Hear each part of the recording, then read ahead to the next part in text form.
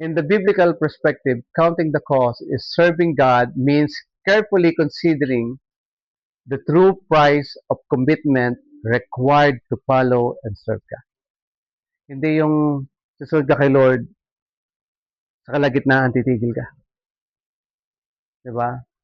Dapat pag nag-serve ka kay Lord, alam mo yung mga bagay na pwede mangyari sa'yo, alam mo yung pwede mo ma-encounter, you are ready. Di ba? Before the pressure king, dahil yung kay Daniel. Alam mo, hindi nasusurprise ka na lang, may galito pala sa paglilingkod kay Lord, ayawan na. No, you should understand when you decide to follow Christ, you need to count the cost. No? Alam mo, mapapahiya ka minsan, hindi lang minsan, kadalasan, masasaktan ka, no? Ano pa? O yan, sinasabi na, alam ni Danilo, no? Alam mo na, no? Sasaktan ka, di ba? Mapo-frustrate ka, no? Madidisappoint ka doon sa inaasahan mo, no? Yung nagdala sa akin sa Panginoon, nawala eh. Di ba? Niyaya ko kay Lord, siya nawala kay Lord, pero wala kay Lord ako. Nakita mo niyo yun? Kasi ang mga Kristyano ngayon, nabibigla eh. Pagka kinorek. Kaya nga tatanungin ko, pag kinorek ko ba si Mariel, maglilingkod ka ba kay Lord pag nasaktan ka sa sinabi ko? Titigil ka ba? Tumigil ba si Lord nung sinusuntok siya? Diba? Sinisipa sa mukha, no? Nilalatigo, binauna ng corona ng tinik. Iniisip niya ba na, tigil ko na to? Hindi naman din susunod si Jared eh. Pagdating ng panahon eh. Ba't ko pa gagawin to? Diba?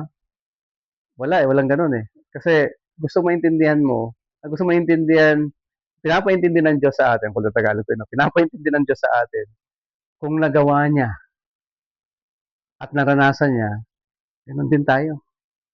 Tama? Sino nakapanood ng Passion of the Christ? Nalala niyo yung puro sugat ng likod niya? Ano sabi ng Roman centurion? Balik ta rin. Ano sabi ng mga scholars? Halos lumabas na yung baga niya sa dami ng sugat. Jesus endured everything for you. Kasi ikaw, nasaktan ka lang ng konti, ayaw mo na maglingkod kay Lord. Diba? Christ died for you. Imagine mo, bumaon ng paako sa kamay niya. Yung buto mo gumano, no? Tapos habang nakapako siya, yung bigat ng katawan niya, umuusog yung pako. According sa scholar, hindi talaga dito eh. Kasi habang bumibigat si Jesus, pumupunta dito yung pako. Imagine. Diba? Tapos yung paa mo, pagpapatungin ng ganyan, no? Pupukpukin. And then sabi, he looked at the future and he sees you. Nakita ako ni Lord. Tapos pabanding-banding lang yung ministry ko. Waso-waso lang ako. Ganun lang yung pwede kong ibigay sa ginawa niya. If you don't understand how Christ died on the cross, you are not counting the cost of serving God. Kaya gusto ko maintindihan nyo to. Hindi ko kayo pinapagalitan because of my personal, diba? Wala naman akong sahod sa church eh. Tutuusin, diba? Pero, why I'm doing this? Because this is what the Lord told us to do. You need to count the cost in serving God. A commitment that never fades. Hello, Ate Maria. No? Those who count the cost never regret obedience. Yung taong pinaghandaan, yung taong iniredy yung sarili sa paglilingkod sa Diyos, inisip niya na isang araw masasaktan siya, mapapahiya siya, no? Iiyak siya, no? Madi-discourage siya. But because he knows who God is, kung sino ang pinaglilingkuran niya, no? He will do obedience. He will comply. He will commit to the Lord regardless of the situation and the emotion that you are having. Because count the cost, never regret obedience. Obedience pa rin ang pinaka malalim dyan. Next, Ate Maria. Nagpadanan ko lang, pero next week na to.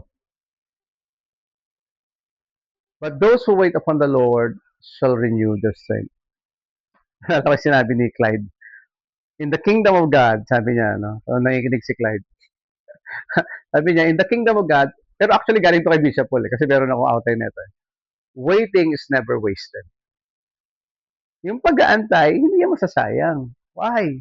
Those who wait upon the Lord will renew their strength. If you're there waiting for God's timing, you still, you remain faithful, you wait on God, and then at the right time, God will renew your strength. Discourage ka na, Hingalo ka na, pagod ka na. But the promise of God, since you wait on the Lord, He will renew everything that you lost. Kaya minsan isip namin, Pastor, dami na natin losses eh. Pero okay lang. We need to wait. God asks us to wait. Huwag ka magmadali, no? Hindi mo kailangan unahan si Lord na, Lord, tagal ko na naglilingkod, wala pa rin yung blessing. Hindi, magantay ka. Baka kasi hindi pa talaga tama yung puso mo, kaya hindi pa binibigay ng Lord. Baka hindi pa talaga ready ang church. Imagine nyo, kayo, magbigay si Lord ng maraming kaluluwa. Kaya nyo ba? Okay, napatunayan natin na hindi. Di ba? Kaya dami natin na loss. Di ba? Kaya thankful enough, andito si Danilo. Di ba? So, are we ready, di ba? So, we need to strengthen our inner self, no? Si Lord yun. Next, sabi niya, the greatest battles are fought within, not without. Hindi ba napansin, yung pinakamahirap labanan yung sarili. Lalo na pag nasaktan ka. Hindi, mali sila, tama ako eh. Hindi ko pwedeng palagpasin tong pagkakataon na to kasi lagi na lang ganun eh. Lagi na lang ganyan eh. The biggest battle or the greatest battles are fought within, not without. Outer success cannot sustain a weak inner life. And God is more concerned with who we are, becoming that what we are doing. God is more concerned with who we are and becoming than what we are doing. Mas gusto makita ng Diyos kung ano yung magiging ikaw. Diba? Hindi kung ano yung ginagawa mo ngayon. Kasi it's a process. Tama ba? Ano yung magiging ikaw? Ang tagal mo ng Kristyano hanggang ngayon, hindi ka pa rin naglilingkod ng tapat kay Lord. Ang tagal mo ng Kristyano ngayon, lagi ka pa rin late. Ang tagal mo ng Christian, di ba? Hindi ka pa rin nagdi-disciple. Ang tagal mo ng Christian, sira ang buhay panalangin mo. Ang tagal mo ng Christian, sira ang devotion mo. Saan manggagaling ang iyong spiritual growth? Paano ka magmamature kay Lord? How will you understand God? Or how will you understand God's plan in your life when you are not reading His Word? And you're not praying, you're not even talking to your God, how will you know God deeply? Tama? Paano may kilala si Lord? You need to strengthen your inner self. Ano yon? Si Jesus inside us. He is our inner power, inner strength. Kaya tinatanong ko kayo, no? Ito, willing ba kayo maging maaga next week? Maaga po ako ng 5 minutes. 9:30 po, di ba? 9:25 darating ako. 9:25 ko dumating. So, pag sinabing maaga, 9 o'clock, no? Pagka maaga ng konti, 9:15. Ang hindi late, 9:25. Hindi naman late si Ate Mariel. 9:25 ka dumating eh.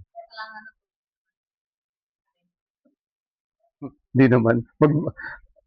Ako, unahan mo na lang eh. Baka magmamala ng tubig, igib na ako. Ganun lang naman yan, di ba? Tama na, Nanay Ana ka, dahil pa nilinis ito. Ay, mga yuta, alam niyo, unang-unang nasisimula ng serving sa paglilinis ng church. Pag hindi kayo willing dyan, hindi niyo mapapatunayan na gano'n yung kamahal si Lord. Nanay Ana, nandito na yan ng alas 6. Baka gusto niyong tulungan. Jared, no? Ha? Amen, ha? Sinabi mo rin kapon niya. Si Danilo, gusto nga sana pumunta. Sabi ko, wag muna. Next time na lang na, Danilo. Next time, pwede naman pagka maaga. Punta tayo ng maaga dito, no? Saka yung dalawang anak, kailangan maaga magising. No? Ganun. Para puwet. Ano? Ano? Si Nicole, di na natuloy. Ano nangyari doon? Nanay Linda, wala na rin. Okay na. Basagal to, next Saturday, nagbisita kayo. Kung sumama, pwede sumama, no? May visitation tayo. And then, usapin natin sila kung ano plano nila. Kasi kung hindi sila magiging masipag, mag-focus na lang tayo sa mga bago muna. Black. Wala bang red? Sino, wag mahal na araw, ito yung elementary ako. Takot na takot kami lumabas ng Sabado. Bawal na masugat. Tama, yun yan, di ba? Black Saturday. Friday ba? Kasi Saturday daw, pati... Thursday and Friday, dapat daw kailangan nasa loob lang ng bahay. Di ba? Kasi biyernes na go. Kasi daw yung Saturday, patay daw ang Diyos, kaya mahirap masugat, di ka gagaling. Tuwing yearly. Yearly namamatay. Wala ka ba namamatay ang Diyos? Diyos nga eh, ba't namamatay? Di ba? Sa movie